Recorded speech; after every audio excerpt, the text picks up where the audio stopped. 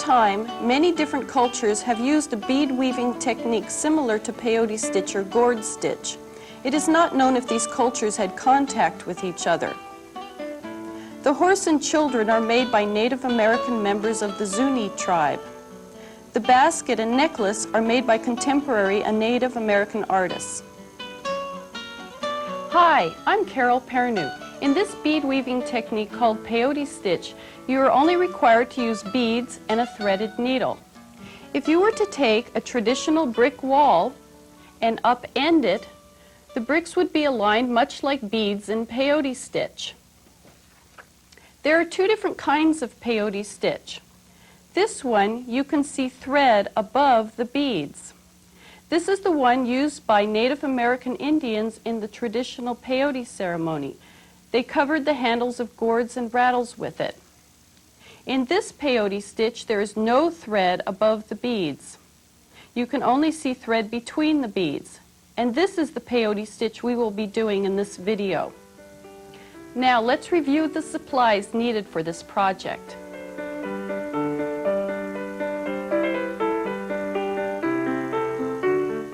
In this project, you will be making a beautiful beaded treasure pouch necklace and a needle case. In the treasure pouch necklace, you will be using circular peyote stitch and flat peyote stitch. In the needle case, you will learn how to increase and decrease. Now, if you've never worked with bead weaving before, start with size 11 beads. These are size 11 seed beads.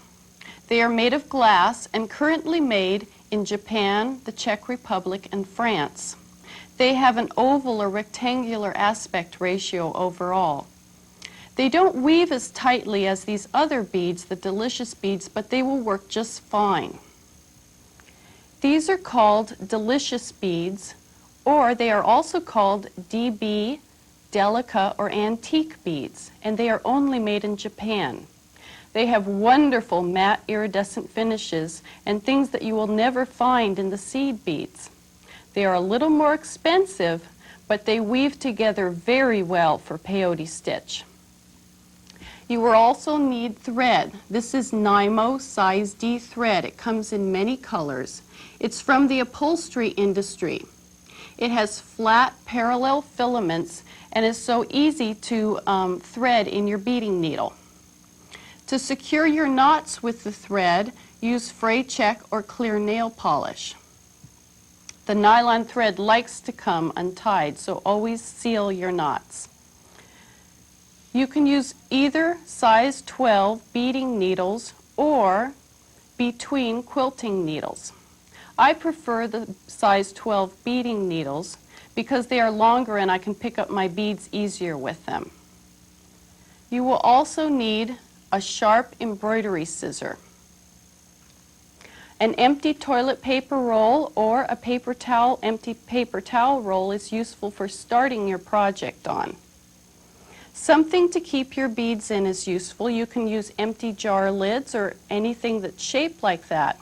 I like to use ceramic watercolor trays because they're heavy, and when my furry friend helps me bead, they don't tip over when she walks on them. I paint one of the compartments black so I can see the holes of my light colored beads.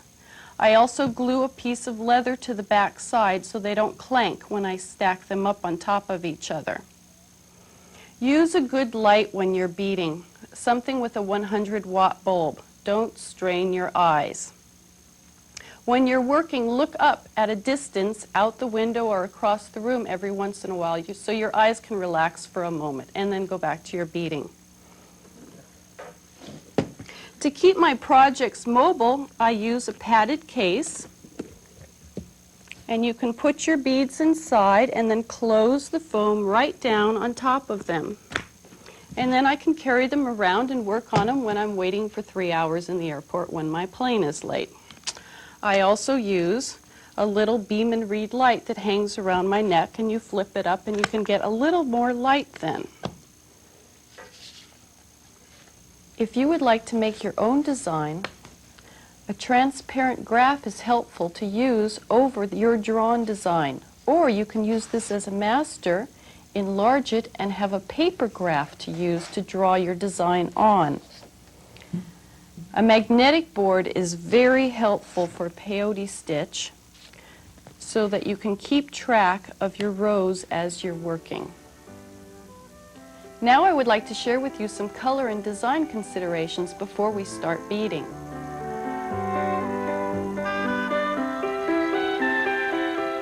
Although I've included several designs with color choices in your insert, you may want to choose your own colors to better go with your wardrobe. This is the first thing I think of.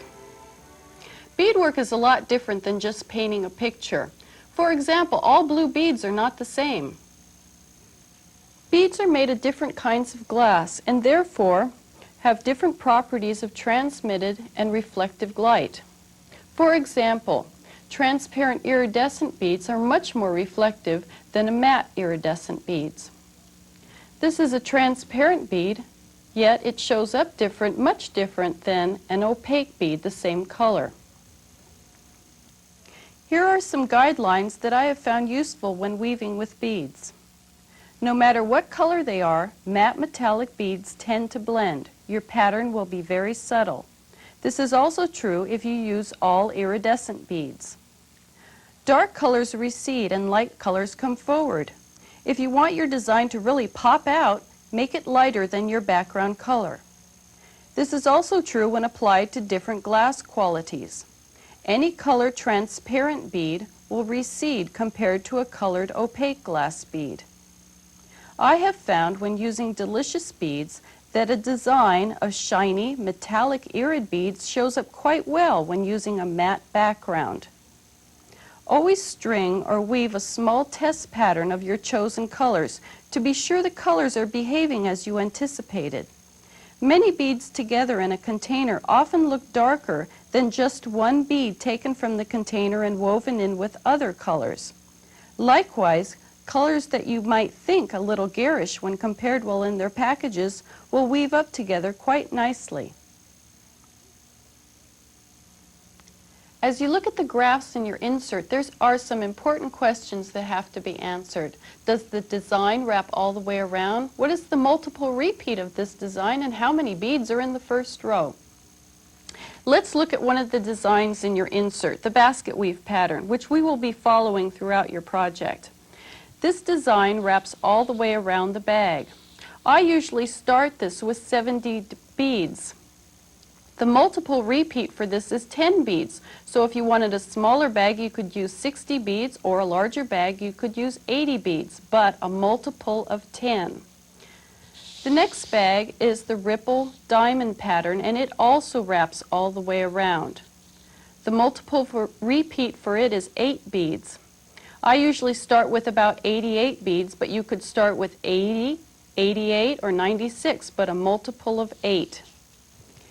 The next bag is the Celtic knot bag, and it only has a pattern on one side. I usually start with 68, 80, 70 beads, but an even number. Now, let's get some beads and thread and needle out and start the project. First, get a length of thread. The length of thread I use is usually fingertip to fingertip.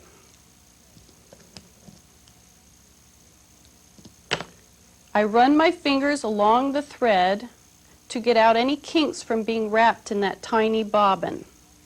Now, threading a beading needle can be very difficult because the eye of the needle is so fine, but the thread you are using is a flat filament thread, so that makes it a little bit easier.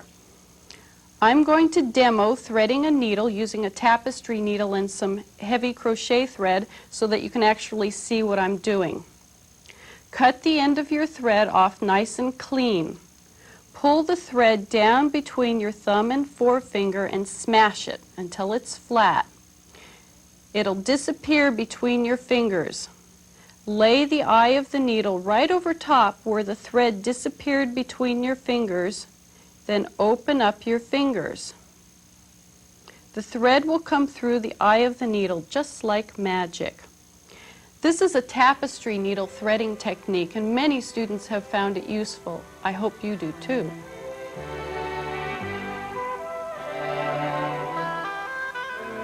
Now let's get started working with some beads.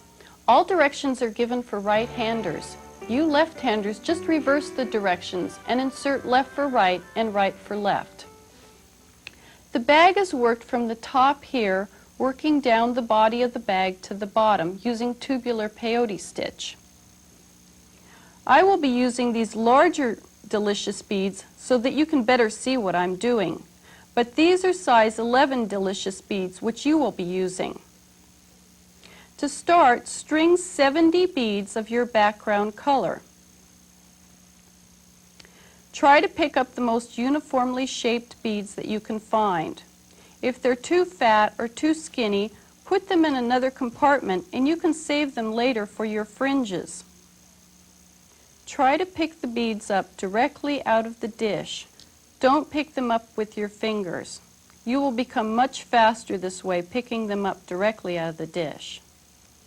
Now, after you have 70 beads on your needle and thread, count them again. If you make a mistake, you'll have to take out your first 2 rows. So, double count your beads. Make sure there are 70 on here. Now we are going to tie them in a knot using a surgeon's knot. A surgeon's knot is just like an overhand knot, right over left, but you go around one more time.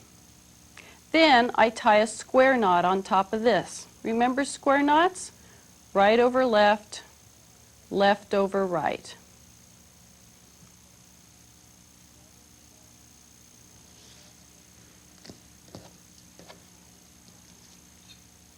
When you tie your knot, make sure you always leave a 6-inch tail. You will need to put a needle on this thread later when you have to tie it off. Tie the circle of beads tight, but not so tight that their little eyes bulge out. Now I'm tying my square knot, right over left, left over right.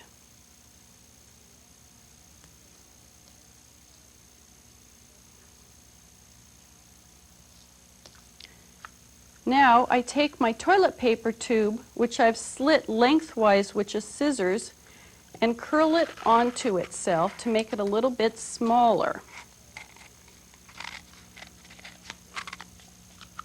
And insert this tube into your circle of beads. Tape it in place, and then take your tail, I wind it around the tube, and tape it down also, so that we won't be getting tangled up in it later. Another thing I'm going to get tangled up in is my watch, so we're going to take it off too. So right now you should string your 70 beads of your background color, tie them in a snug circle, and insert the tube inside of your circle.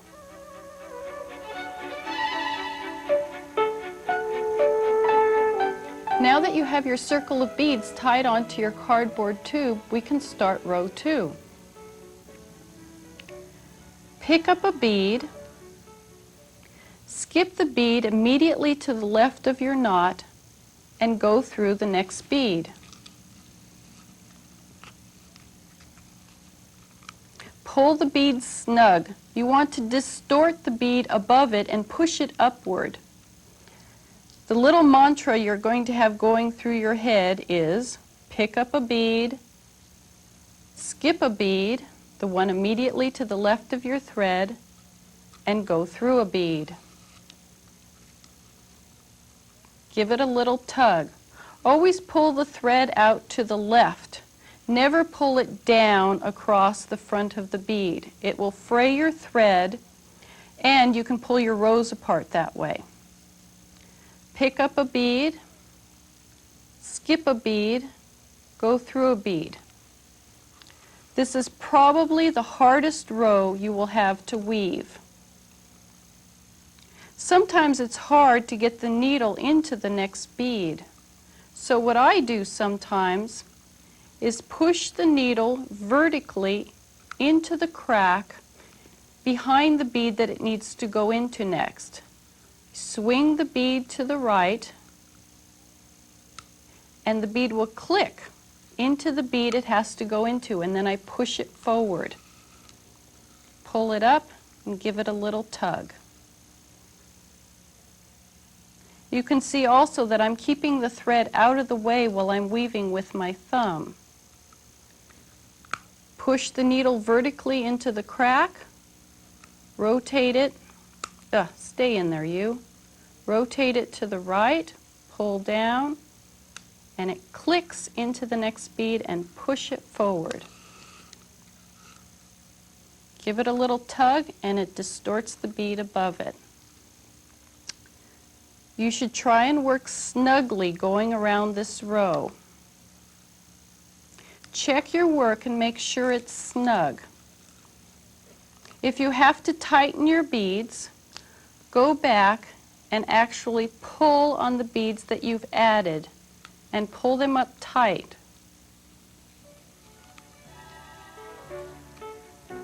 Continue doing this all the way around until you've reached the knot again.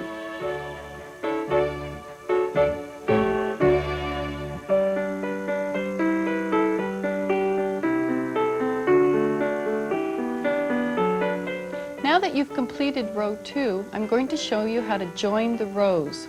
All of the graphs in your insert are for an even number of beads around, so I'll show you that one first. But if you've done your own design and have an odd number of beads, don't worry, I'll show you how to join an odd number of beads too.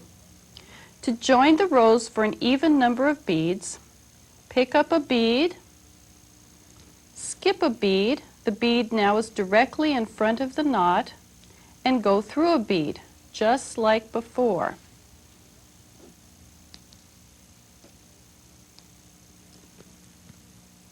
Give it a little tug. Now, this bead directly in front of the thread is hanging down. I cannot add a bead here because it will sit on top, so I must go through this bead also.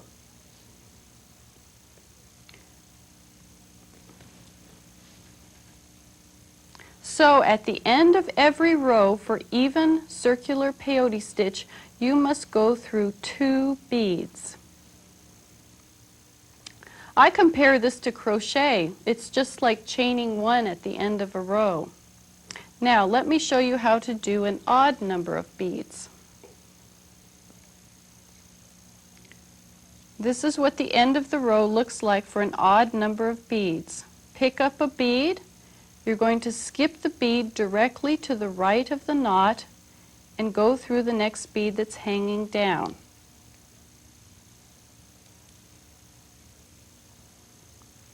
Now you're in front of a hole.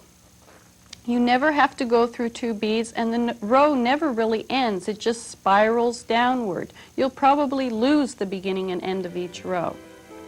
So join your rows, and then we'll continue.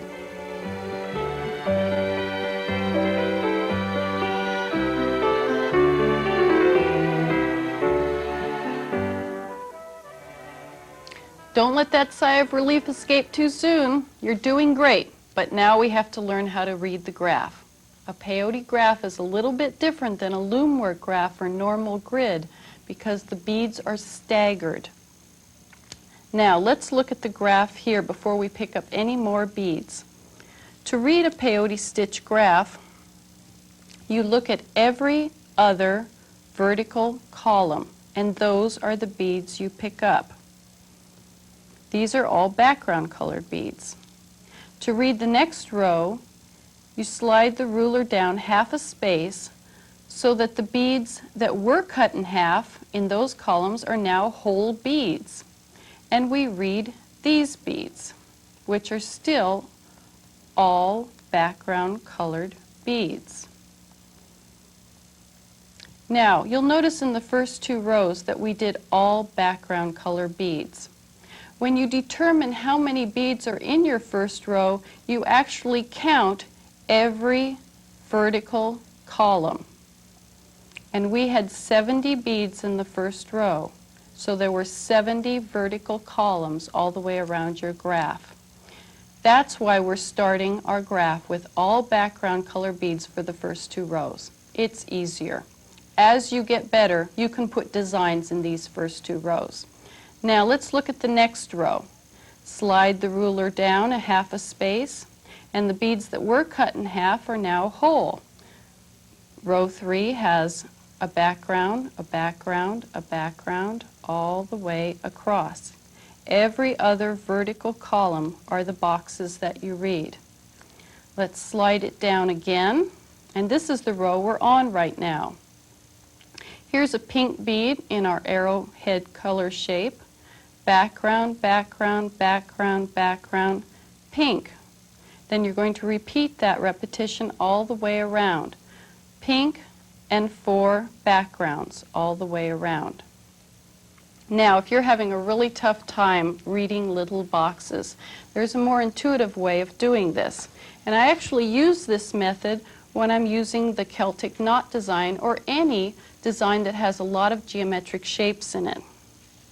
For this method, as you're weaving along from right to left for right-handers, picking up a bead, going through a bead, picking up a bead, going through your colored bead, and to make a diagonal that goes from upper right to lower left, whatever color bead your thread and needle is coming out of, that's what color bead you pick up.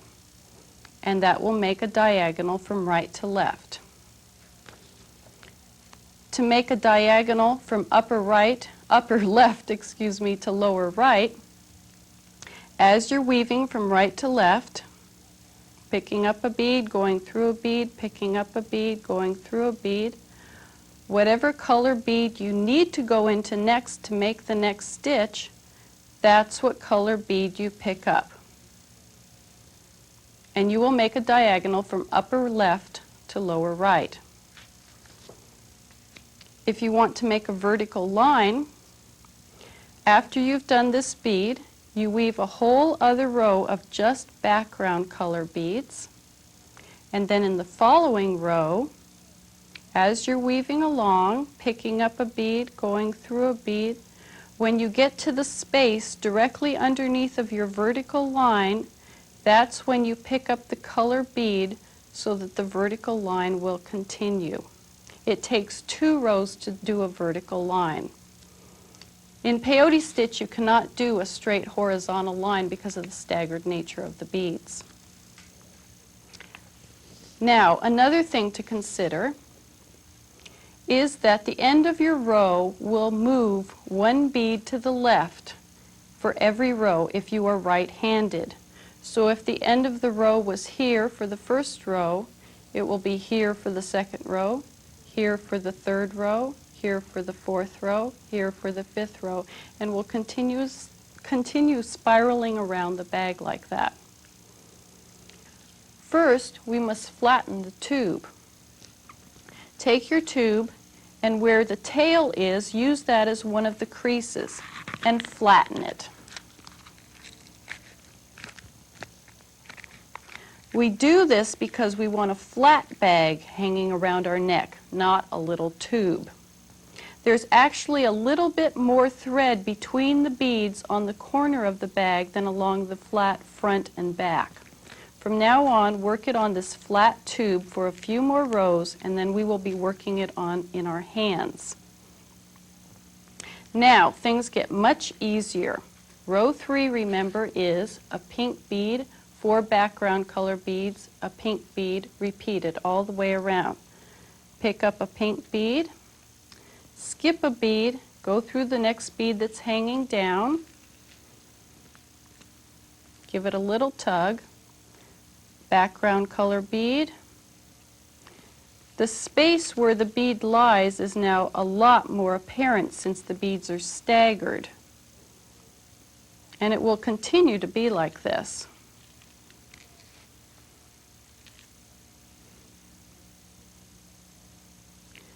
When you're pulling your thread through the beads, don't pull just the needle. Grasp the thread also and give it a tug. If you just pull the needle, the eye of the needle will fray your thread, and you want to be able to use the entire length of your thread.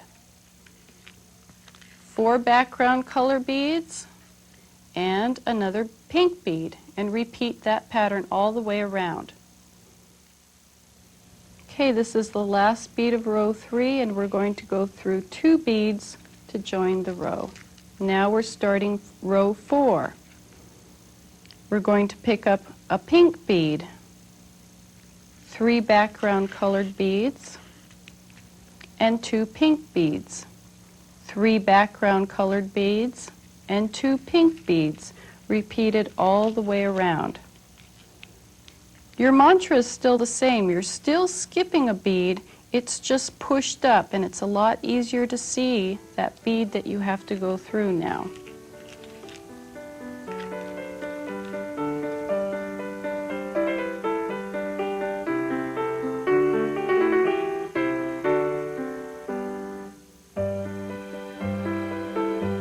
Now that you've finished about 5 rows, look at your work.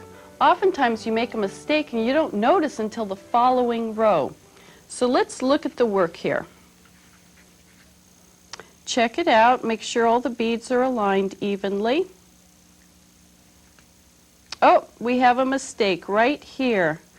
There should be a whole arrowhead here of pink beads, and I've got a silver bead down here. I was probably watching Gunsmoke on TV and didn't look down at my beads. Now, when you correct a mistake, one of my commandments is, thou shalt not go back through a mistake with the point of thy needle. So, take your needle off. I know they're hard to thread, but take it off. So, take my needle off the thread, and then we will pull out the beads one at a time, starting with the most recent bead. Now look there, I just finished my row where I went through the 2 beads. Pull the beads off one at a time. These square, delicious beads can often fray your thread, so be careful how many times you make a mistake. If your thread does get quite a bit frayed, just run a piece of beeswax along it. Let's take out this last bead that was the wrong bead. Now we're going to put the needle back on the thread.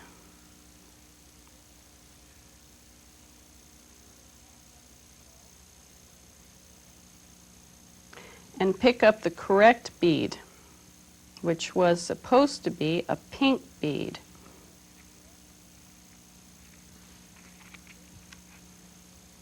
Silver bead.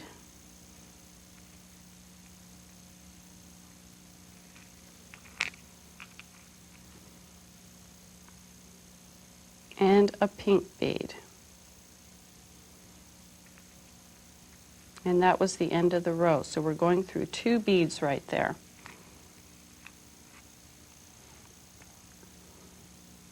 Now, another problem you might run into is getting a knot in your thread. 99% of your knots are slip knots, though. But to avoid getting knots, your thread gets a twist in it from the natural motion of your stitching. So pick up your work and let your thread just dangle and run your finger along it and let it untwist. And this will help avoid some of those knots. But if you do get a knot, let's look at our larger thread here that has a knot in it. How do you take it out? What I do is I hold it with my fingers, take the needle off the thread so you can use it as an operating instrument, and pick at the knot a little bit with your needle. Be careful about operating on your needle. You don't want to, operating on your thread, I mean. You don't want to fray your thread too much because this is what's holding your beadwork together. And then try pulling on the knot a little bit, and it just went away because it was a slip knot. Okay, now it's about time to get rid of our crutch, the little tube. You have enough rows on here that you can hold it in your hand. So we're going to slide it off the tube. Take as much of the tail with you as you can, sliding it underneath the tape. And you're going to slide it off the tube. From now on, you will work it on your fingers, keeping the same areas bent that you had on the tube and keeping the front and back nice and flat. If you really can't let go of that tube, make sure it's really flat because you don't want your pouch to be too oval. So, right now what we're going to do is cover something that you're going to have to do a lot, and that is ending your old threads and starting your new threads.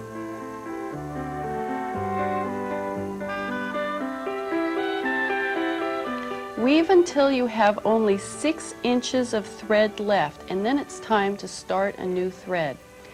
Now, remember our knot. If you had a horrible knot and you just couldn't get it out, cut the thread in front of the knot.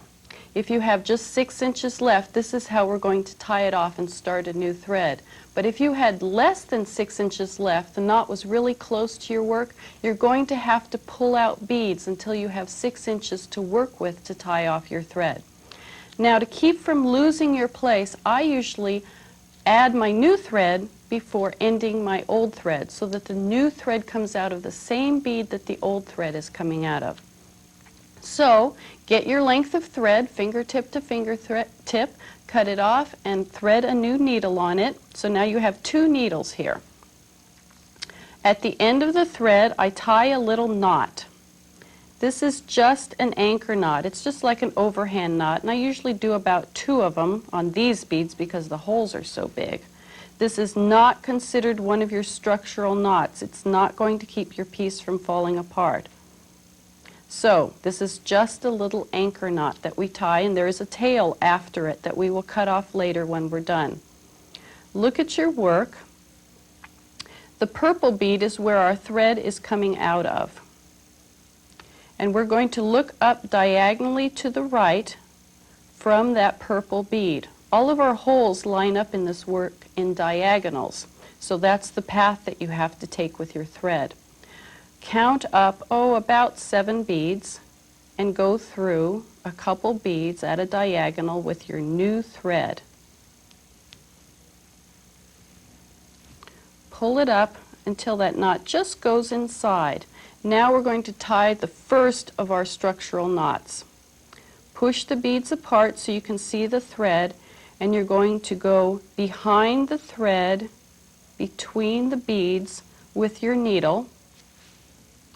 Pull up the needle and go back through the loop of thread, just like a regular sewing knot. Just like you were taking a bite of fabric and tying a knot while you're sewing.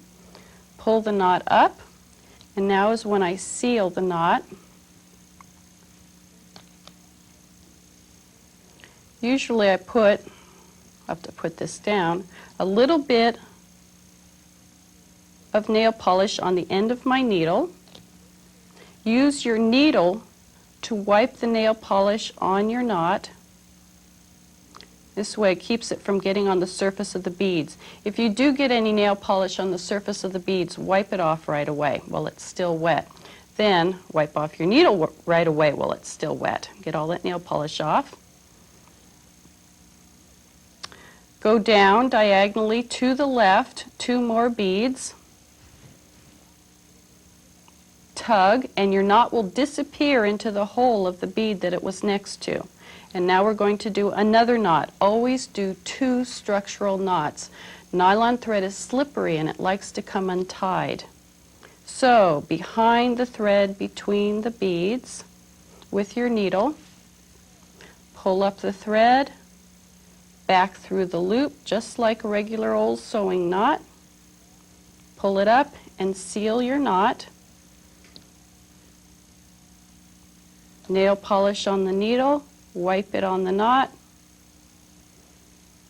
wipe off your needle, any extra nail polish, and continue down the diagonal till you're coming out the same purple bead that your old thread is coming out of. Now you haven't lost your place.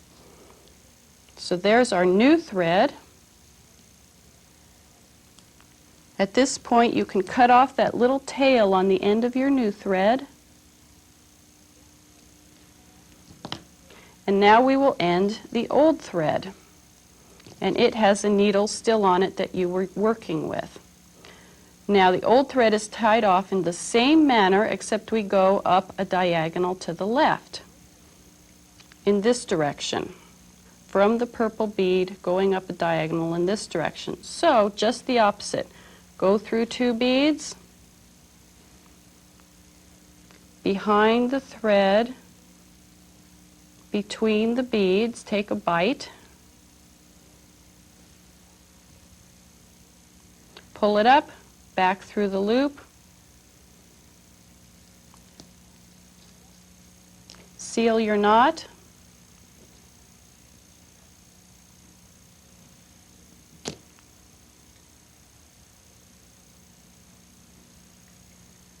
go up through 2 more beads in the diagonal to the left. Give it a little tug and that knot disappears into the bead. Another knot behind the threads between the beads. Back through the loop. You're going to be really good at knots at this point, but they're important. Nail polish for sealer, wipe it on the knot, and after you've done your second knot, always bury your tail. Never cut the thread off right next to a knot because it'll come untied even easier. So I went through about 4 beads there to bury my tail of my old thread. Now we can tie off cut off the old thread.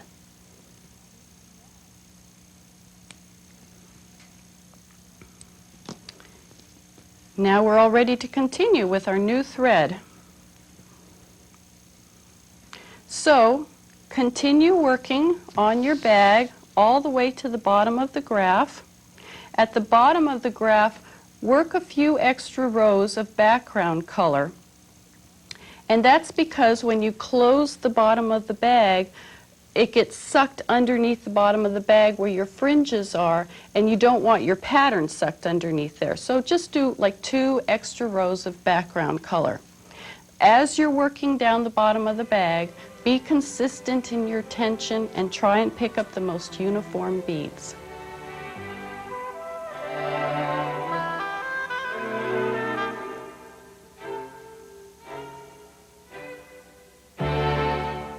Now I know you've been working a long time on this bag, but doesn't it look great? You've worked it all the way to the bottom. Remember, your bag will be a little bit more detailed than mine because you're using size 11 beads and my beads are bigger, so you can see what I'm doing. Now it's time to close the bottom of the bag. What you need to do, if your thread isn't all the way to the edge of the bag here, then you need to weave it over there without picking up any beads. My thread is just a few beads away from the edge, so I'm just going to go through these beads till I get my thread all the way over to the crease here on the edge of the bag. Now if you have a mistake or something in your bag, just make it the back of the bag at this point. If it's on the edge, just roll it to the edge right on the crease so we don't see it. No one's going to look at your bag as closely as you do, remember that. Now we're going to close the bottom of the bag. I kind of push it in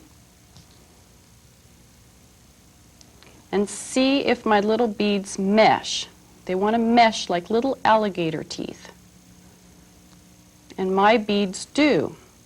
Now, if your beads come tooth to tooth, like that, they're meshing like that with a bead against a bead instead of up against a space, you need to weave 1/2 row all the way over to the other edge over here, and then the beads will mesh. So, we're ready to close the bottom of the bag. You need to go through a bead from the back of the bag,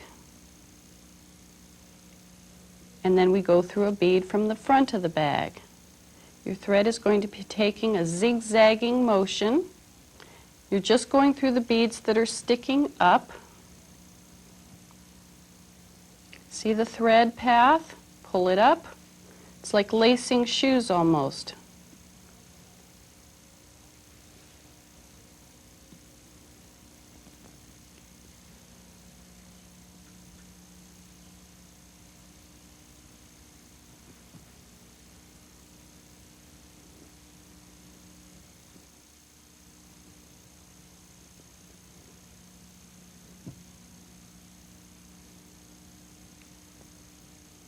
Now you want to remember that thread path that you just took, that little zigzagging motion. We're going to use it again later when we add our fringes. So just keep it in the back of your mind. Now we've closed the bottom of our bag. Just leave the thread hanging there. If it's a short thread, tie it off just like your other old threads. If it's a very long thread, go ahead and just leave it hanging there. We'll use it for a few fringes. At this point also, you can tie off your very original tail at the top of the bag because it's probably only about 6 inches long. So tie it off at a diagonal into the body of the bag. Now the next thing we're going to cover is the flap, making the flap. So get your chart out for that out of the insert.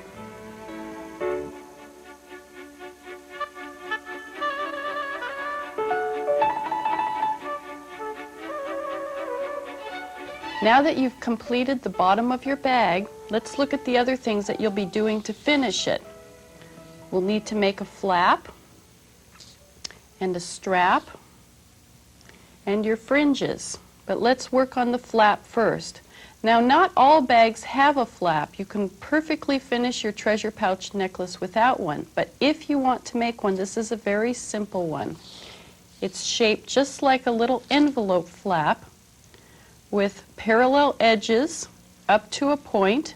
Keep your bag poofy and you fold it over, and the parallel edges should just meet the front here, and then you start to decrease to make like a little envelope flap.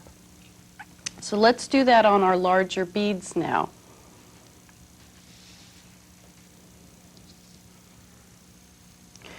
When you decide where you want to start your flap, look at your bag, look down the opening of your bag, push in the edges to visualize a strap 4 beads wide on each edge here. You're going to need to start a new thread, so you're going to bring it up and start it, about right here where my needle is and the thread is coming out. And we will work all the way across here doing flat parallel peyote stitch. It's the same as before. Pick up a bead. You're going to skip that bead and go through the next bead that's sticking up. Peyote stitch is wonderful because you can work off of it in different directions like this. This was your very first row, remember?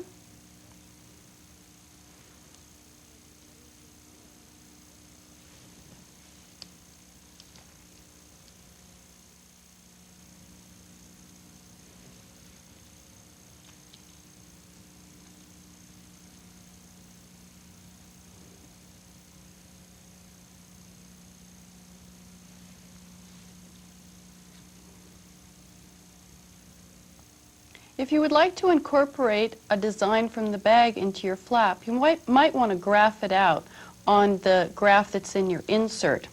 What I'm going to do is just edge the flap in a darker color.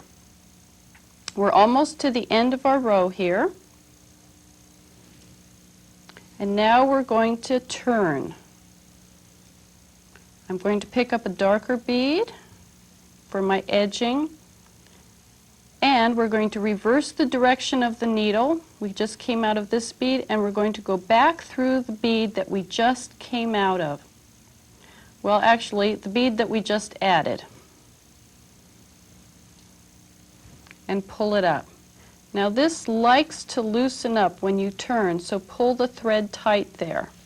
And now you're going to continue down the row all the way over here till you get to the other side, and you'll add another dark bead.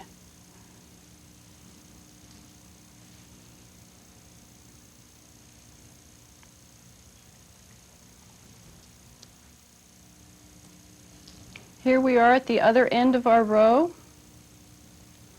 Pick up a dark bead, reverse the direction of your needle, and go back through the bead that you just added. Now you'll notice if I pull on this bead, it likes to loosen up. So it's very important to make sure these turns are tight. Once it gets to be a little taller, you might actually want to put your thumb and forefinger around the turn and hold the beads and pull the thread tight.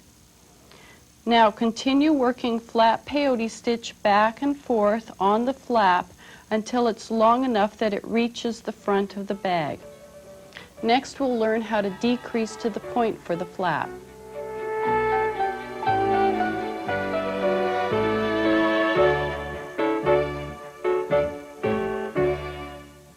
Now you've worked several rows of flat peyote stitch that have nice, even, parallel edges because you've used a nice, even tension. Anyway, let's measure the flap. Make sure it reaches just the front of the bag. Fold it over. Keep your bag a little poofy in case you want to keep anything in it. And the flap should just reach or be one row over the front of the bag. Now it's time to start decreasing.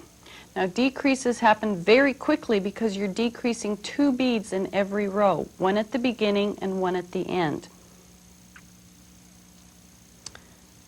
So we're on the end of the row now, and we're going to start decreasing.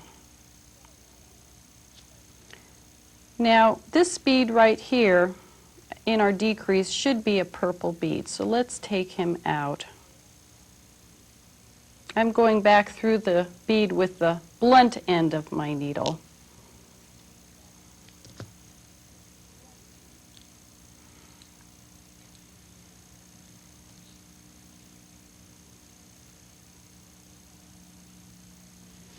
You have to think ahead when you're decreasing.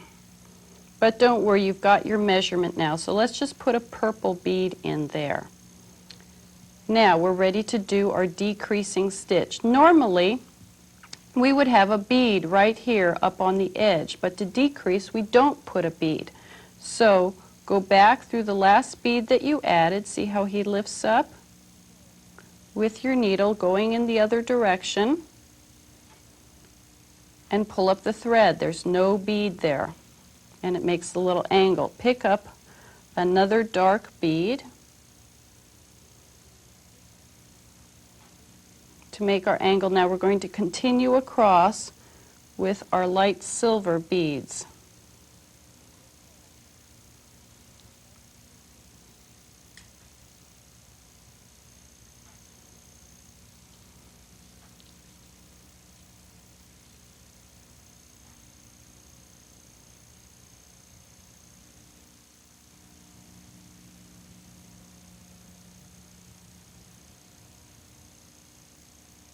Now I'm almost at the end of my row.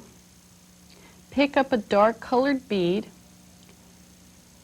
and go through the end of the row. You're going to pick up a dark colored bead at the end of every row and then at the beginning of every row.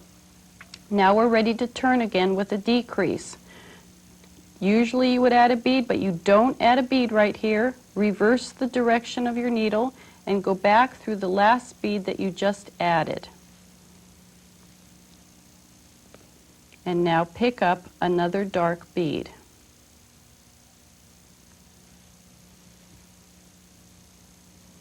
And continue working back and forth flat peyote stitch, decreasing at the beginning and end of every row until you come to a point.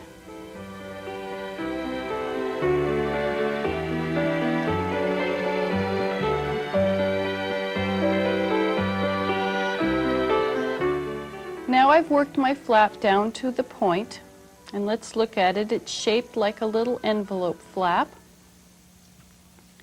On the edge here we see a lot of threads, and that's because of our decreasing. Now we have a light colored thread on a dark bead, and that bothers some people. One way to fix that is to take a good permanent marker and just color the threads a little bit darker so you don't see them as much. Nylon thread, the Nymo D thread, does come in colors, so you usually do try and match your beads, but when you're doing a contrasting color on the edge like this, you often run into this problem. The other solution would of course be to change the color of your thread at this point, But if you're doing a light background or transparent colored beads, the dark thread will show through between or right through the transparent colored beads, and it will change the color of the beads. So I think the lesser of the two evils is to just deal with the thread on the edge of the flap here. So we colored some of the threads. Now it's time to make the closure.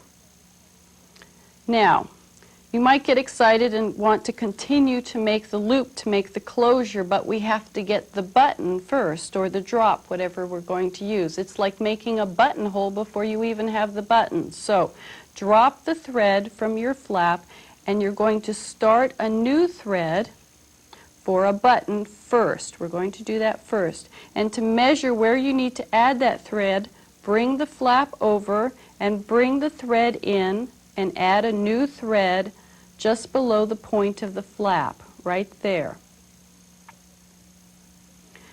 Now, to do our button, I'm going to use this button right here, a little drop, a little glass drop. It'll hang better if I put a few smaller beads on either side of it. Now, my smaller beads are your size 11, so just use your size 11 beads on either side of it. I'm going to pick up 3 smaller beads, string my button, and then string 3 more smaller beads. Like I said, you can just use your size 11 beads, but your size 11 beads are going to look much smaller on this bag compared to my beads. So I have 3 beads on either side of the button that I'm going to sew on. Go into a bead on the other side here. I'm leaving a bead space in between. You might have to bend your bag a little bit in order to get it to get the needle in there. And there's your button hanging on there. Go through some beads, and it's just like sewing on a button, except you're going through beads on the back side instead of going through fabric. And then go back through this loop of beads, 2 or 3 times at least, especially if you're going to open and close your bag a lot. This could tend to be a weak point right here. So go through your beads a couple of times in a circle, and then tie your tail off just like you've tied off your other old threads, and this part is done. Let's make the loop for our closure now. String enough beads that you think will go around your button. I've strung some size 11 delicious beads, which is what you should be using, but of course you'll see that these look much smaller than my beads.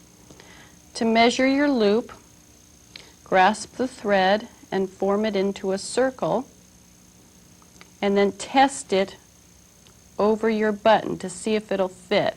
I don't have an exact number since everyone will be using a different button, but this seems to be about the right number for my button.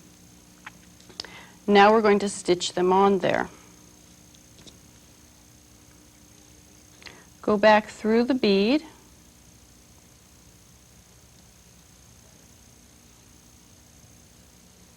and it'll form a loop like that.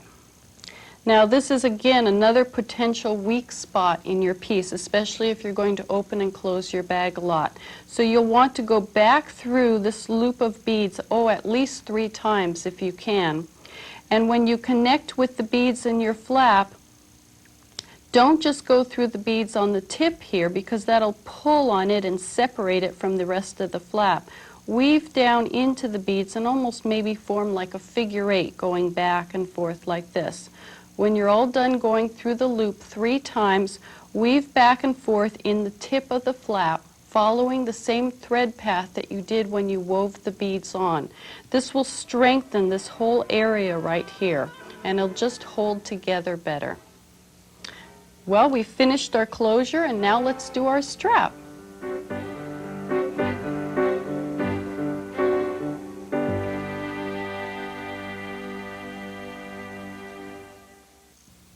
I've included some designs for your strap in your insert. There's a design for each bag, so choose the one that you're working on.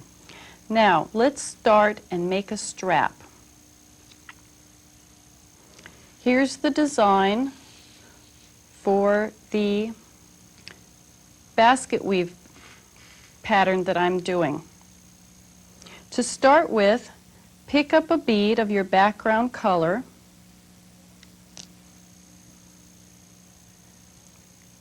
and leave a 12-inch tail this time.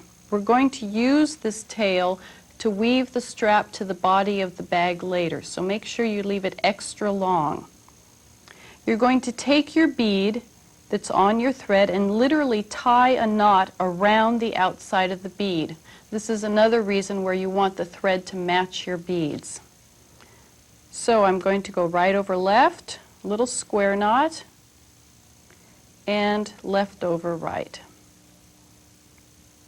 So my bead is literally tied onto my thread, like that. Now, string 4 more beads. We will be doing even flat peyote stitch, and I usually make the strap 4 beads wide.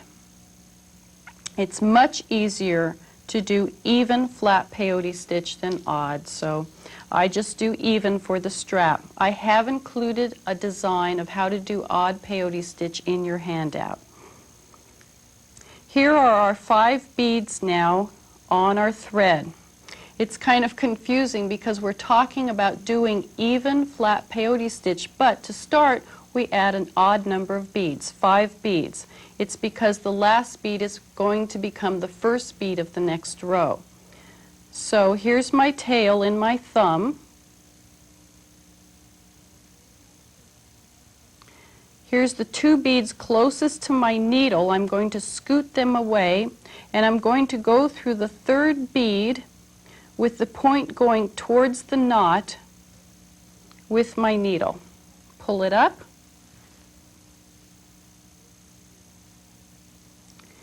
And sometimes that 4th and 5th bead needs to be adjusted with your fingers a little bit so that they will sit right on top of each other like that.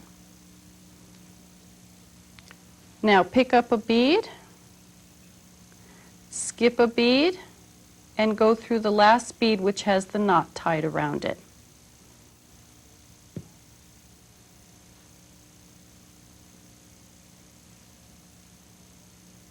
And that's what it should look like. Now you're at the end of the row. You've done this before in your flap.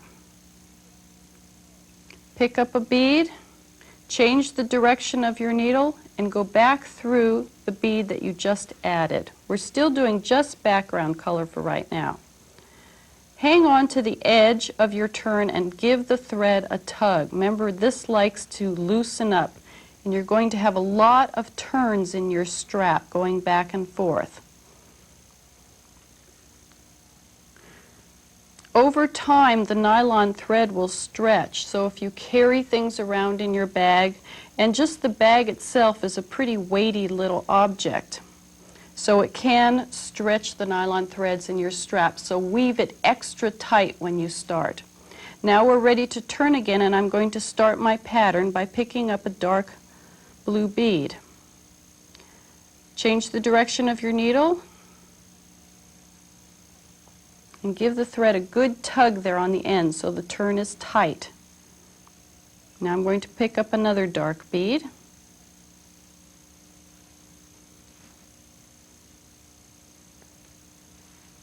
Pull it tight. We're at the end of the row. Pick up a bead, turn, go back through the bead that you just added. And again, hang on to the edge of your work and pull that thread and make those turns nice and tight. Now that's simple enough.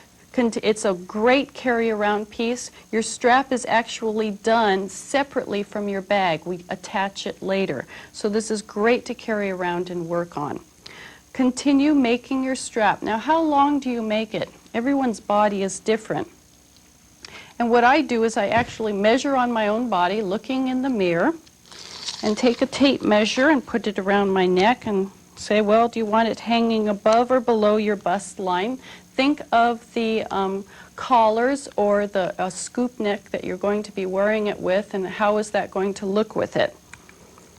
Well, it's about 26 inches with the bag I'm wearing right now. So you just weave your strap until it's 26 inches long.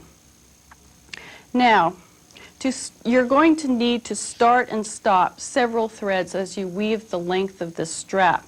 And you can't work in a continuous diagonal to start and stop your threads to do that. It's just not long enough. So when you bring in your new thread, you're going to have to go at a zigzag to bring it in. And when you end your old thread, you will also have to zigzag to end off your old thread. You can't go in a continuous diagonal. All right, weave the strap the length that you need it for your body, and then I'll show you how to attach it.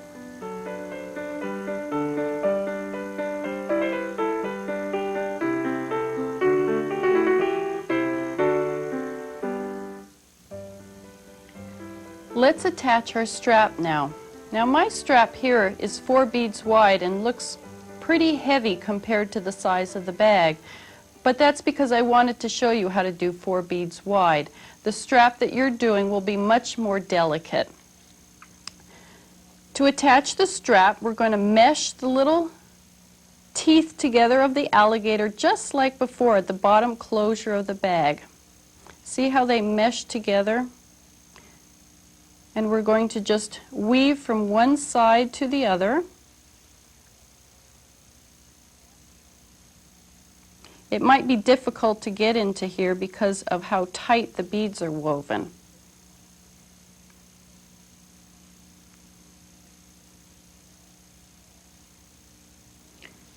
So sew from the bag to the strap, just on the edge for right now, to hold it in place.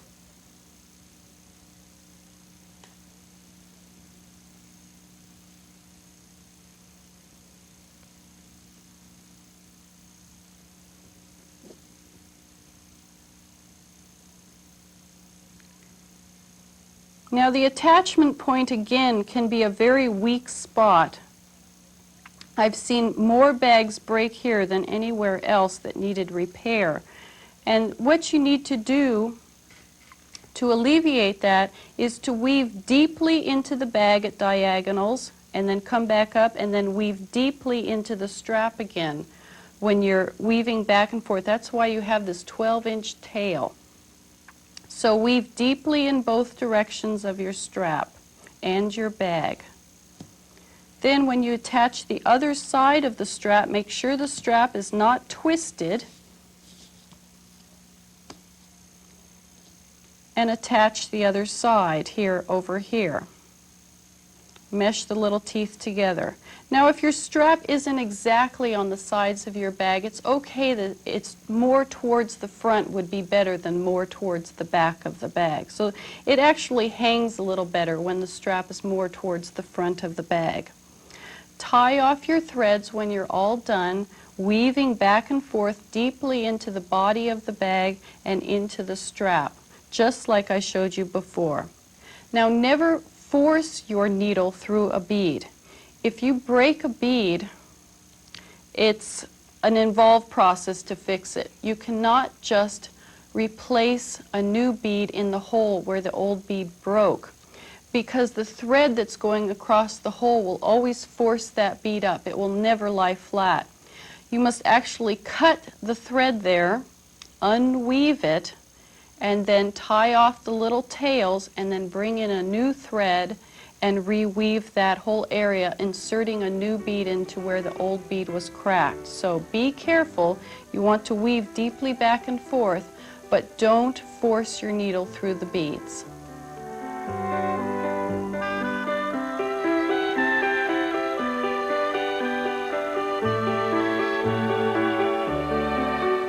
String all the beads for your first fringe. Starting at the top of the graph here, string all these beads in order. 2 background colored beads, a dark bead, background, dark, 4 background, pink. This is a hishi. If you don't have hishis, just use a background colored bead or another bead that might go along with your beads. A dark bead, 2 pink beads, and a hishi. I have all my beads strung on in order for my bag for my fringe right here, and this little ring here on the bottom is a hishi, and I'll be referring to that from now on as my terminal bead. Go back through all the beads except the terminal bead. Slide him out of the way. Take your needle and be careful not to pierce the thread that's already in your beads. To check to make sure that you haven't pierced your thread, once your needle comes out the other side, pull the needle back and the thread at a right angle to your beads. If it won't pull, that means that your thread is pierced, and you'll have to take your needle out and try again. If it pulls out smoothly, you're just fine. Pull the thread on through the fringe and hang on to your terminal bead with your thumb and your forefinger of your right hand and pull on the thread with your left hand until it's taut. You don't want it really tight. You don't want it to look like rigor mortis is set in, but at the same time you don't want it too loose, or there'll be an unsightly thread gap at the top here between your bag and your fringe. So there's a happy medium in there. You just want it supple so it will hang and move nicely when you move. Pick up your bag and go through the bead on the front side of your bag right next to where your fringe is. Now we're going to make the second fringe, and you'll see that the fringes are actually going to be hanging in the cracks between the beads. So we're going to string all our beads for our second fringe now. We need 3 background colored beads.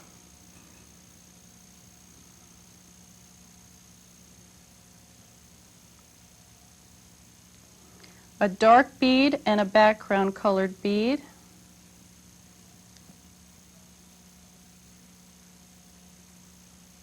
And another dark bead, and 5 background colored beads,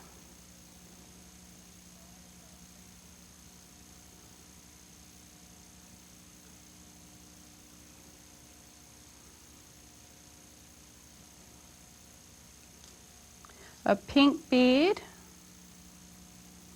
a hishi, which is a metal ring, a dark bead, 2 pink beads, and another hishi. These hishi rings are not soldered, and if you notice gaps in the ring, you should just tighten them up with the needle nose pliers. Now again, slide your terminal bead out of the way. Go back through all the beads in your fringe with your needle. When your fringes get longer, you might have to make 2 passes with your needle, which is what I'm going to have to do here. My thread is not pierced. Grab the needle, pull it through, and then I'll go back through the last remaining 3 beads here. And my beads move on the thread so the thread is not pierced. Grab the terminal bead with your right hand, pull your thread with the left hand, and pull the fringe up taut. Now on the bottom of the bag, remember that thread path we used for closing the bottom of the bag? We're going to do that same thread path again. Right now we're on the front of the bag. We're going to go to a bead on the back side of the bag, right there.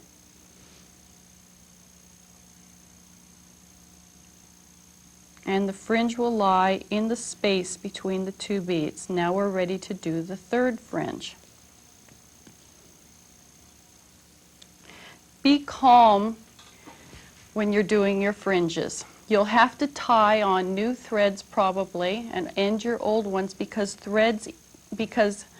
fringes eat up a lot of thread and a lot of beads. Your thread also will get tangled in your fringes, so just be careful and be calm as you're doing them. So now follow your graph and continue making all the fringes for your bag.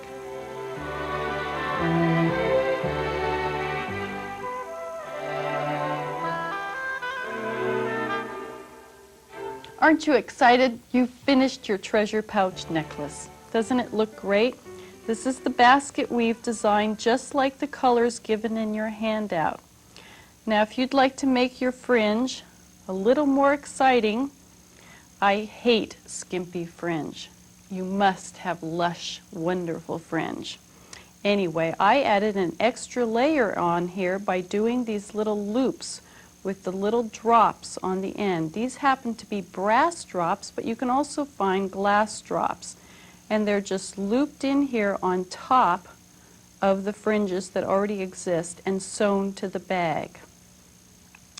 So, if you would like, though, to design your own fringes, I'm going to show you how to do that.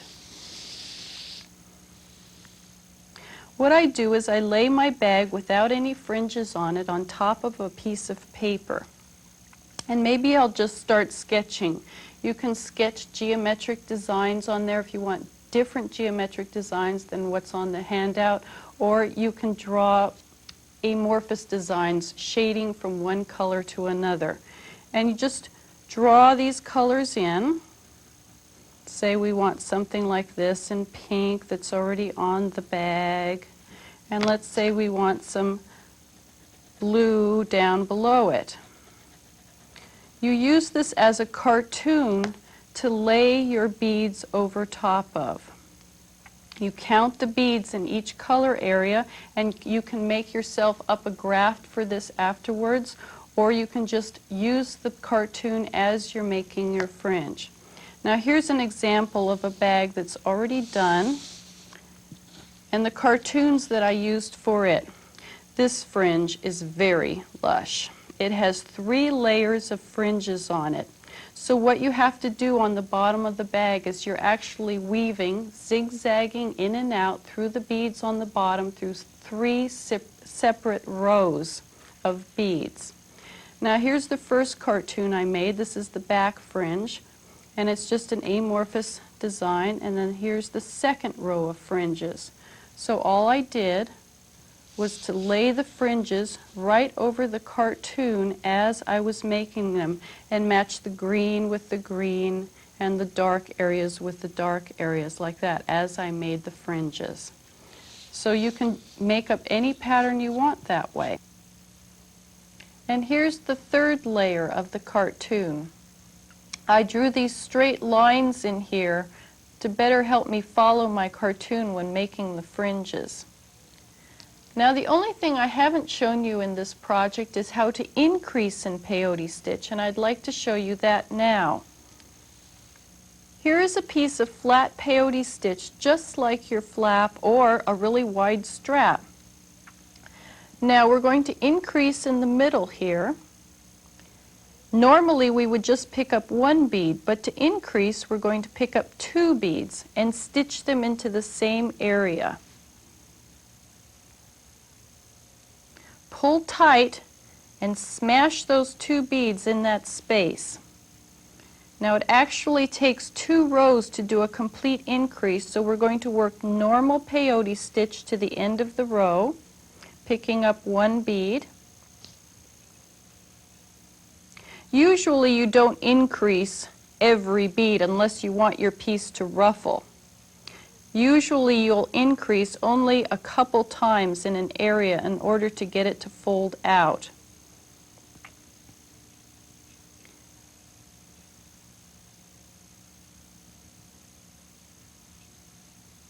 Turning our row.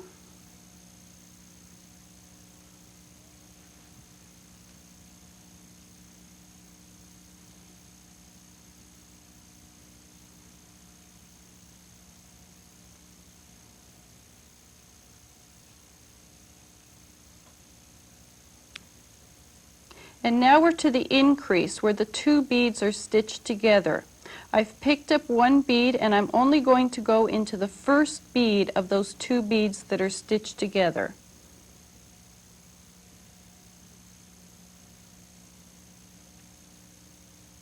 Now my thread is coming out in between those 2 beads. Pick up another bead, and this is probably the only time in peyote stitch where you don't pick up a bead, skip a bead, go through a bead. we're going to pick up a bead and go directly into the next bead so that this bead is lying in between the two of them. Like that. We have one bead in between these two beads. And now you proceed normally. When you're doing tubular peyote stitch, you can do these wild forms and three-dimensional forms by doing these kinds of increases and decreases together and just make wonderful shapes out of them.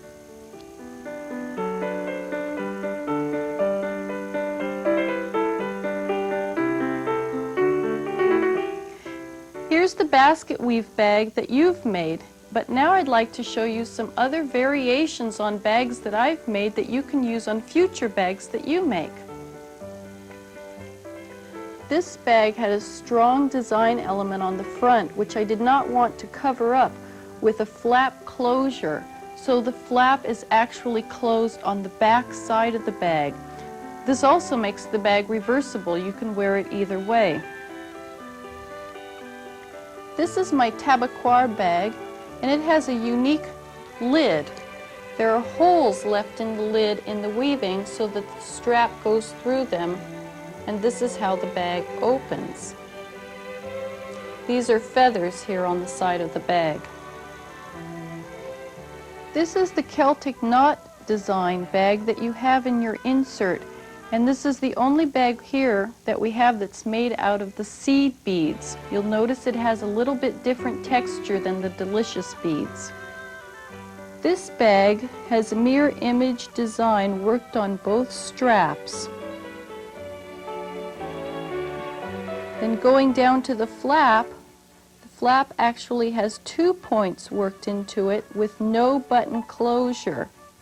The weight of these brass drops actually keeps it closed. On the tip of the fringes, there are actually 3 beads for the terminal beads instead of just 1 he-she. You can decorate your strap by adding little side fringes to it like this.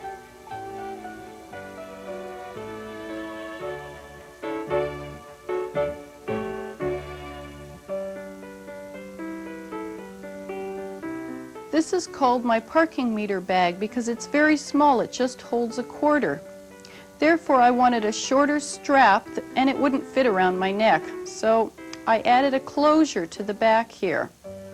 The strap is only 2 beads wide, and I really recommend reinforcing it with an additional thread. The flap has points woven into it, and they're terminated with brass drops and brass he-shes. If you would like to design your own pattern for your future bag, this is how you can do it. Take a transparent grid and lay it over top of your own design or your own photograph. Look at the boxes in here. Make sure there's only one color coming through each transparent box. If there are too many boxes that have more than one color in them, you may have to enlarge your design. Then take both of them together to a copy machine. Lay them down and Xerox them together. You can do this on a color Xerox and it'll be all ready for you. Then just bead from your design. Now another way of doing this is to do this on paper. Draw the design directly on your graph. Now this is a graph I made from my transparent grid here, and I've enlarged it so I can see it better. Never draw on your transparent grid. It's your master. You make Xeroxes from it. So we draw our design, and then we shade in the boxes that the line intersects these boxes.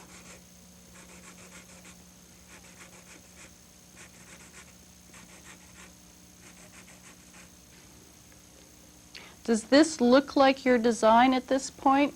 A good way to tell like me, I can take off my glasses and just look at it and it looks a little blurry. Or hold it arm's length distance from your face and squint your eyes at it a little bit. And you'll be able to see if it forms the shape that you need. Let's say you want this curve here to be a little bit more angled. Maybe shade in an extra box here so it looks more angled. Now you can draw your own designs. What we're going to do now is we're going to do a little project that a lot of people enjoy, and that's a little beaded needle case to keep your needles in.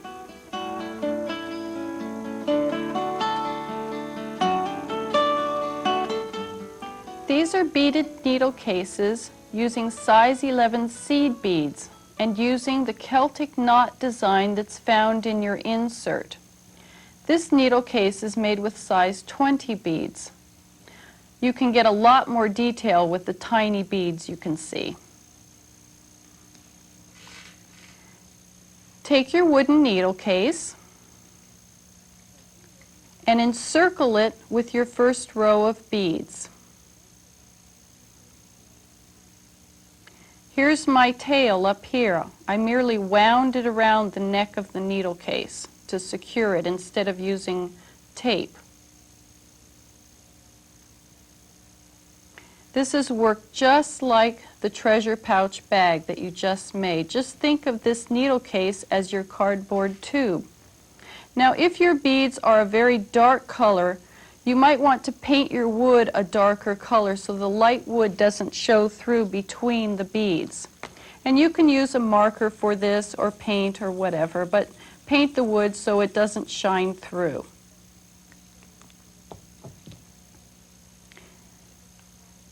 Then just follow your Celtic knot design. Do a row or two of background first, but pick up a bead, skip a bead, go through a bead, and just work down the body of the needle case and then work one row beyond the bottom.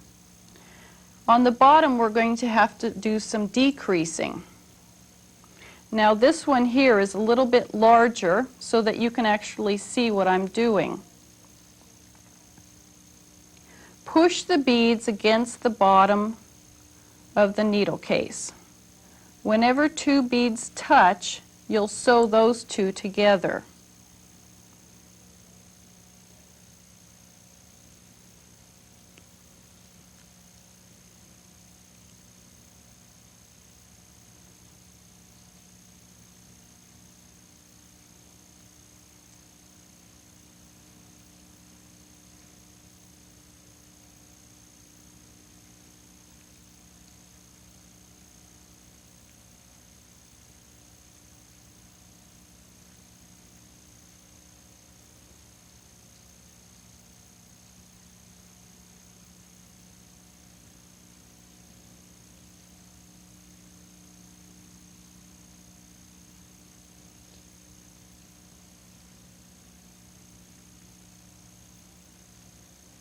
Now these beads right here, when I push them down against the bottom of the case, they seem to be touching.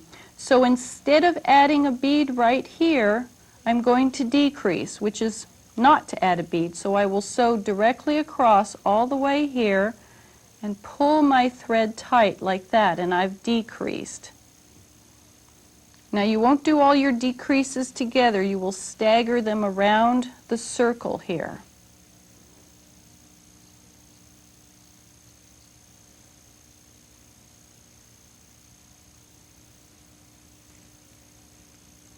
Here's another good spot to decrease. Right here, these two are touching together. So instead of adding a bead, I don't pick up a bead and sew directly across into the next point and pull it up tight. You'll be spiraling inwards to making concentric circles toward the middle of the case.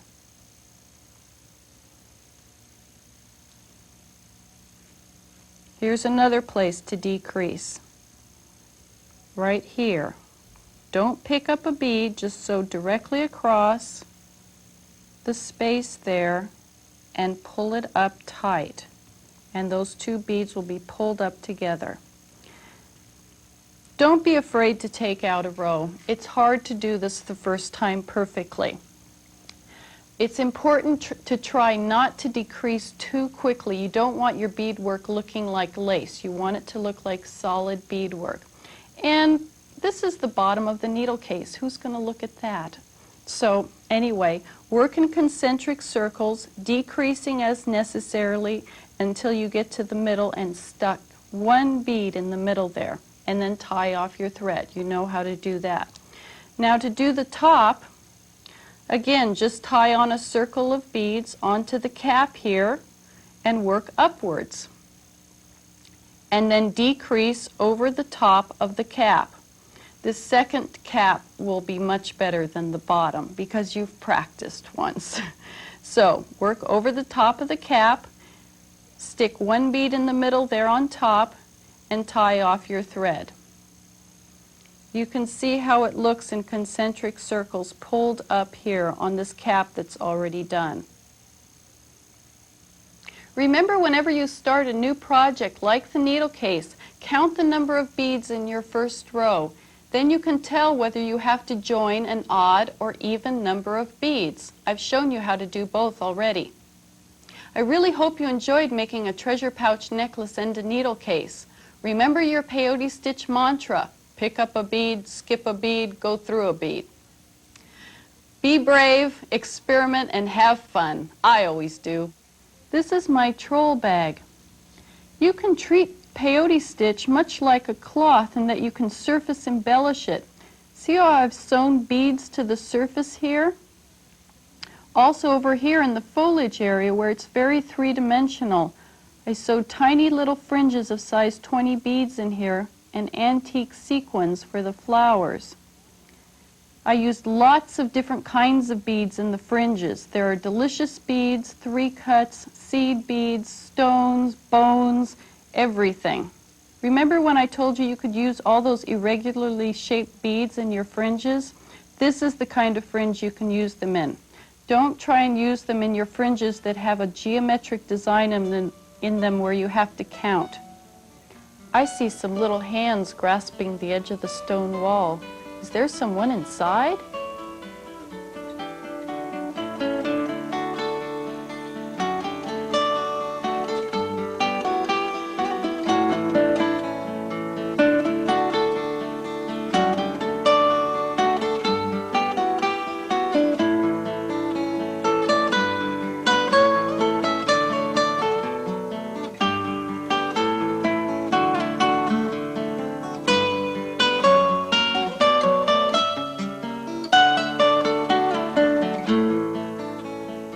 Our free catalog is yours for the asking. It includes over 100 how-to videos on traditional and contemporary craft techniques. For more information, call or write Victorian Video Productions. We've been providing you with quality instructional handcraft programs since 1985.